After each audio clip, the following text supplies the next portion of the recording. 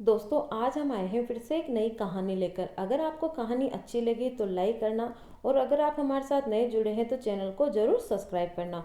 ससुर का घर, बहुओं के लिए एक नई सीख। रोहन और सीमा की नई नई शादी हुई थी। घर में ससुर यानी रोहन के पिता सुधीर जी और वे दोनों बस तीन ही लोग थे। इस घर को रोहन के माँ बाप ने जीवन भर पाई पाई जुटाकर बड़ी मेहनत और अरमानों से बनाया था। वरना आज के समय में मुंबई में घर बनाना तो दूर की बात है, किराए पर लेना भी बहुत बड़ी अचीवमेंट से कम नहीं है। जब रोहन कॉलेज में था तब माँ उन्हें और दुनिया को छोड़कर जा चुकी थी। एक काम वाली भाई थी सक्कू, जो सुबह से शाम तक उनके घर के सारे काम करती। नई नई शादी हुई थी, इसीलिए सक्कू बाई का दिन भर घर में रहना सीमा को अपनी प्राइवेसी में बाधा सा लगता था। इसीलिए अब सक्कू बाई सुबह का खाना बनाना, कपड़े पोछा करने के बाद चली जाती और वापस शाम को आकर खाना बनाती। सक्कू बाई की दोपहर की गैर हाजिरी से कई छोटे मोटे काम दिखाई देने लगे, जिनमें जिनमें से ज्यादातर काम बिना कहे सुधीर जी यह सोचकर कर लिया करते कि बहू को मदद मिल जाएगी। लेकिन बहू सोचती कि ससुर को औरतों के हाथ में दखल देने की आदत है। एक दिन मौका देकर सीमा ने रोहन से कहा, क्यों ना हम बाबूजी को वृद्धाश्रम में भेज दें। सिर्फ एक बार पैसा भरना पड़ेगा और उन्हें भी अपने उम्र के लोगों के साथ मिल जाएगा। हमें भी अपनी प्राइवेसी के बारे में ज्यादा सोचना नहीं पड़ेगा। रोहन ने सीमा की बातों पर ज्यादा ध्यान नहीं दिया। कुछ दिन ही बीते थे कि बाबूजी अपने दोस्तों के साथ एक हफ्ते के लिए दूर चले गए। इत्तेफाक से इसी दौरान सक्कूबाई की भी छुट्टी पड़ती। फिर क्या, सीमा को जैसा सही था वैसा समय मिलने लगा।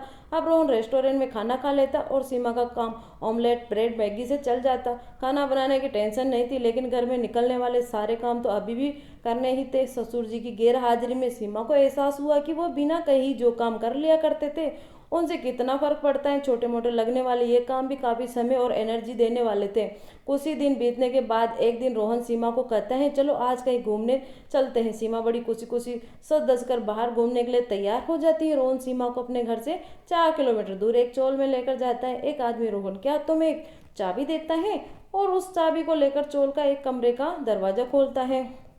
कमरा खुलते ही दो रूम वाले छोटे से अंधेरे से भरे घर के अंदर रोहन सीमा को लेकर जाता है और कहता है, कैसा लगा तुम्हें हमारा नया घर। रोहन कहता है, हम अगले महीने से इसी मकान को भाड़े पे लेकर रहेंगे और अपनी प्राइवेसी का मजा लेंगे। अभी मेरी आमदनी के हिसाब से हम इसी को अफोर्ड कर सकते हैं। रोहन का ये व्यवहार सीमा को समझ में नहीं आया। वो चौंकते हुए कहती हैं, हमारे पास इतना बड़ा घर है तो फिर हमें ये भाड़े में क्यों रहेंगे। रोहन उसे टोकते हुए कहता है, सोच समझ कर बोला करो, वह घर हमारा नहीं है, वह माँ बाबूजी का है। तुम्हारे पास एक महीना है सोचने के लिए, तुम्हें आगे क्या करना है। दोनों वहां से वापस अपने घर लौट आते हैं। पूरे रास्ते सीमा के दिमाग में तरह तरह के विचार चल रहे थे। घर पहुंचते ही उसने रोहन से कहा, माना कि यह घर माँ बाबूजी का है, लेकिन क्या हमारा इस पर कोई हक नहीं है। रोहन ने कहा, बिल्कुल नहीं, लेकिन माँ बाबूजी के बाद अब तक वह है, जब तक तो नहीं। अगर तुम्हें हक समझना आता है तो तुम्हें जिम्मेदारियां भी समझने में आती होगी। सिर्फ हक के बारे में सोचकर और अपनी जिम्मेदारियां भूलकर स्वार्थी होना क्या भला अच्छा होता है। सीमा के पास रोहन के इस सवाल का कोई जवाब नहीं था। वह सोचने लगी, उसने अपने क्षणिक सुख के स्वार्थ के लिए इतने नीचे गिर सकती है, ऐसी घटिया सोच अपने दिमाग में आने दी। उसे मन ही मन पछतावा होने लगा। सीमा रोहन से बोली, मुझे माफ कर दीजिए, मैं सच में स्वार्थी हो गई थी, मुझे बहुत बड़ी गलती हो गई है। रोहन बोला, तुम्हें पछतावा हुआ, मेरे लिए यही काफ़ी है, मैं तुमसे नाराज नहीं हूँ। बेटे और बहू का ये वार्तालाप सुधीर जी दरवाजे पर खड़े होकर सुन रहे थे।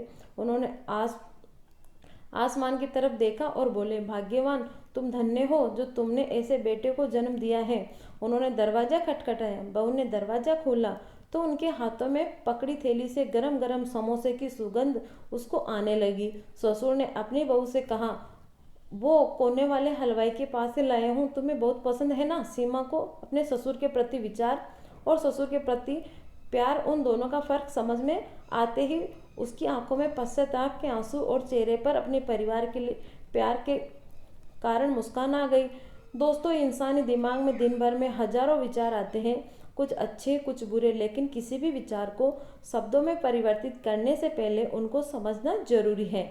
अक्सर विचार और वास्तविकता एक दूसरे से मेल नहीं खाते। हमारे बुजुर्ग तो हमें बोझ लगते हैं, जिनमें हम बात बात पर चिढ़ जाते हैं, और ऐसा इसलिए होता है क्योंकि हम स्वार्थी होकर सोचते हैं और हम उनके योगदान को समझ नहीं पाते। वह हमारे जीवन में बहुत अहम किरदार निभाते हैं।